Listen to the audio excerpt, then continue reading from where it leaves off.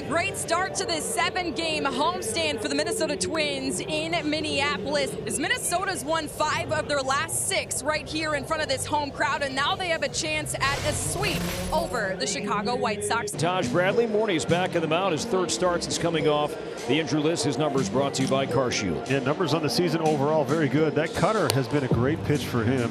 See how he uses that today. He's been able to generate more swing and miss with that pitch than anybody in baseball. So important for Taj to get off to a good start here today. Antonacci poses quite a threat. Good speed, loves to slap the ball around. Antonacci will slash this one into center field.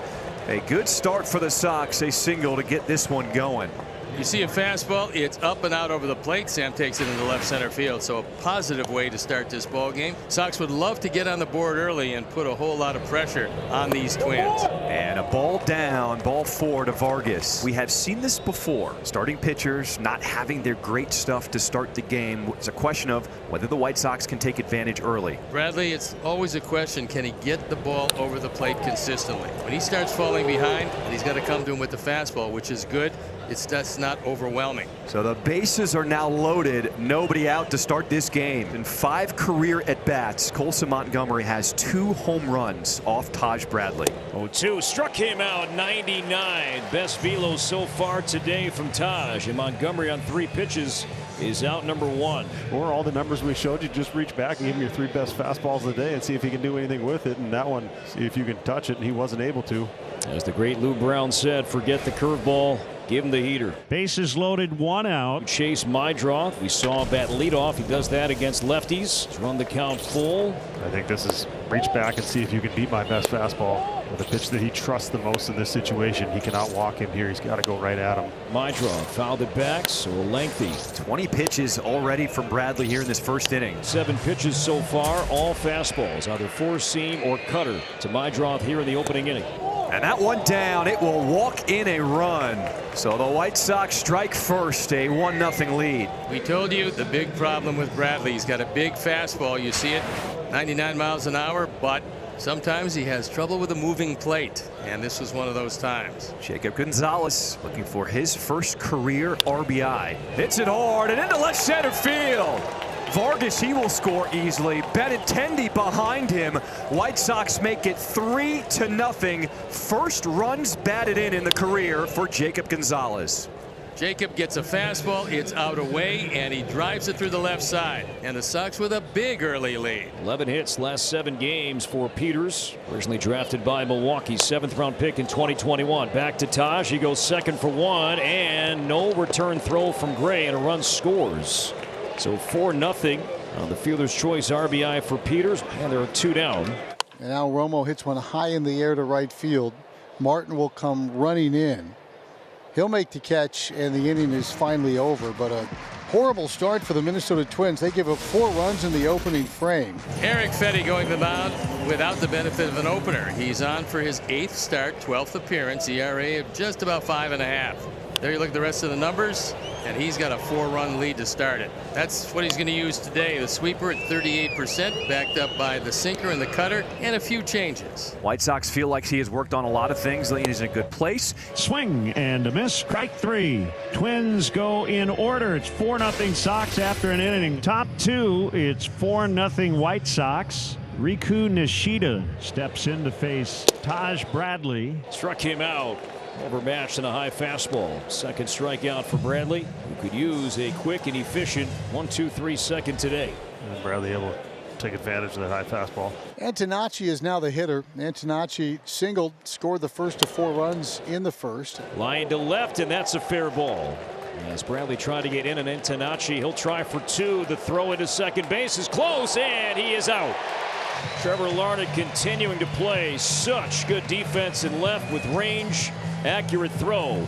Antonacci is out number 2. Well, he's getting comfortable in left because this wasn't an easy play, but Antonacci never broke stride. He was thinking 2 immediately after he hit this ball. Just a great all-around play right there. It was a good first inning for Erick Fedde as he faces 4, 5, 6 in the order for the Twins, starting off with Josh Bell in this second. Strike 3 called. Back-to-back strikeouts for Fedde. So Fedde has faced 6. He's retired all of them. We go to the 3rd from Minneapolis. Mydroth will lead off in the 3rd.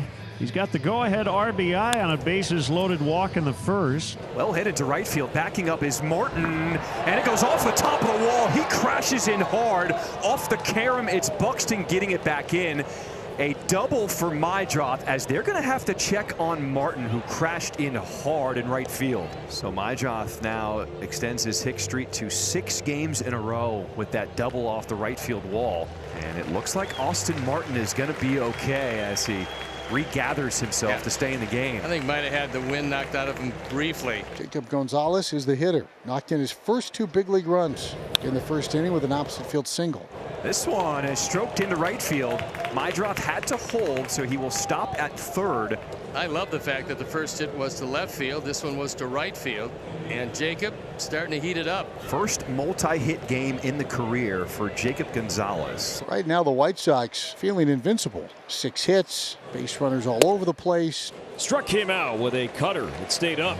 Third strikeout for Bradley, and a key out here in inning number 3. That cutter I talked about earlier, generating more swing and miss than any cutter in baseball. It's been a good pitch for him. White Sox counting on Drew Romo, needing at least a fly ball to get that run in from third with 1 out.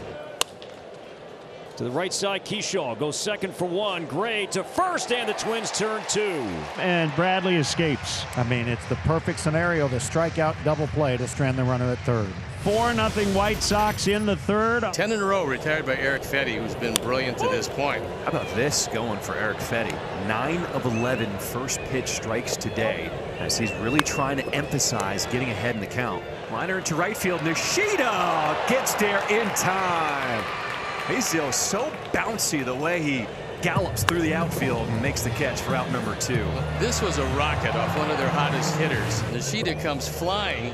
Pretty good play at the very end. Eric is a very happy man. His streak continues. No hits for the Twins through 4. Best start of the season here for Erick Fedde. Strike 1 has been the reason why he's as effective as he is. Stuff looks good today, but he's ahead of most of these hitters. As Erick Fedde is limiting his pitches, now 2 outs here in this 5th inning. Now Luke Keyshaw, in 14 career games against the White Sox, is batting almost .370. He's the last Twins player to get a hit in this series. Line to right field, and there is the first Twins hit today.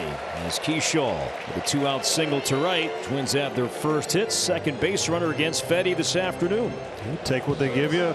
Take that base hit the other way. If he's able to do that, then all of a sudden they start challenging inside just a little bit more. But just a great piece of hitting. Simple, direct to the ball. First hit of the ball game for the Twins. It comes with 2 outs in this 5th inning. Erick Fedde having the best start of his season, giving up 2 hits through 5 as we start this 6th. White Sox a 4-0 lead. Off the body of Gray, and he's not going to get Nishida. Now he takes the turn for second as the ball gets passed. So Nishida in scoring position to start this 6th inning. Couple singles and a walk for Antonacci today. Strokes this one into right center field. Nishida with his speed. He's going to score easily as Antonacci slides into second. And RBI double makes it a 5-0 White Sox lead here in the 6th inning. Antonacci's been on base all 4 times. 3 hits and a walk, and this time taking advantage of the shoulder of Buxton. Second game this season already for Sam Antonacci with 3 hits. As the top of the order, Sam Antonacci digs in, and he will face Cody Lorison. As we start this 8th inning, a 5-0 lead over the Twins.